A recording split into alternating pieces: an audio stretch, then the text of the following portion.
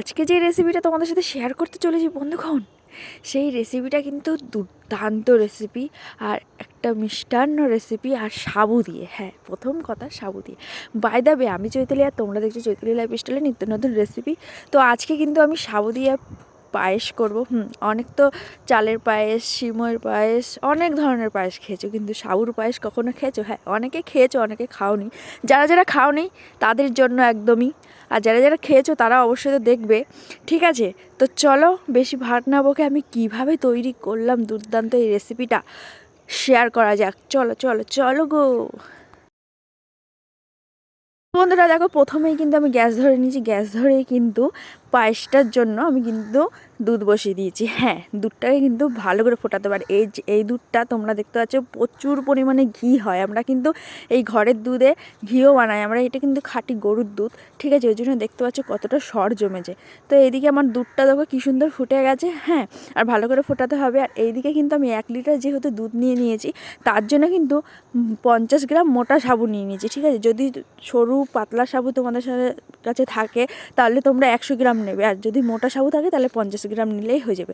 তো আমি এইদিকে দেখো সাবুটাকে কিন্তু ভালো করে ধুয়ে নিচ্ছি, যেহেতু অনেক নোংরা থাকে তার জন্য। তারপরে কিছুক্ষণ আমি তারপরে এই কাজু আর কিশমিশ একটু বাটিতে জলে ভিজিয়ে রেখে দিলাম কিছুক্ষণের জন্য জাস্ট। তারপরে যে সাবুটা ভিজিয়ে ধুয়েছিলাম সেই সাবুটা কিন্তু আমি দুধে দিয়ে দেবো, যেহেতু আমার অনেকক্ষণ ধরে দুধটা ফুটছিল। আর একটু দেখো গাঢ় গাঢ় টাইপের, কি সুন্দর একটু আঠা আঠা টাইপেরও হয়ে গেছে। ঠিক আছে, তারপরে কিন্তু বন্ধুরা সাবু দেওয়ার পরেই সঙ্গে সঙ্গে এবার কিন্তু নাড়াচাড়া নাড়তে হবে, নাহলে কিন্তু লেগে যাবে। আর লেগে গেলে একদম অবস্থা খারাপ, ভালো লাগবে না। আর এই সাবুটা যতক্ষণ না গলছে, ঠিক আছে, ততক্ষণ খালি নাড়াতেই থাকতে হবে, নাড়াতেই থাকতে হবে। আর এদিকে দেখো আর কি সুন্দর, আর তোমাদেরকে সেটাও শেয়ার করবো কতটা সেদ্ধ হবে পুরো। ঠিক আছে, আর আমার দেখো আমি যেটা দেখাচ্ছি সেটা কিন্তু অনেকটাই সেদ্ধ হয়ে গেছে, আর হালকা একটুখানি বাকি। ঠিক আছে, তো যেহেতু হালকা বাকি সেই কারণে আমি কিন্তু এখন চিনিটাও দিয়ে দেবো। তো আমার চিনি গলতে গলতে পুরোটাই হয়ে যাবে। তো আমি এদিকে দেখো 3 কাপ চিনি দেবো কিন্তু। ঠিক আছে, 1 লিটার দুধ আর হলো 50 গ্রাম সাবু আর 3 কাপ মাঝারি, বেশি ছোটও না, মাঝারি সাইজ 3 কাপ চিনি দেবো। তো এইদিকে দেখো চিনিটা দিয়ে কিন্তু ভালো করে ঘাঁটতে হবে সঙ্গে সঙ্গে, নাহলে লেগে যাবে। তো আমি এদিকে চিনিটাও দিয়ে কিন্তু বারবার ঘাঁটছিলাম। তো এদিকে দেখো নাড়াচাড়াও করতে হবে, যেহেতু নাহলে অবস্থা খারাপ, লেগে গেলে ব্যাস শেষ।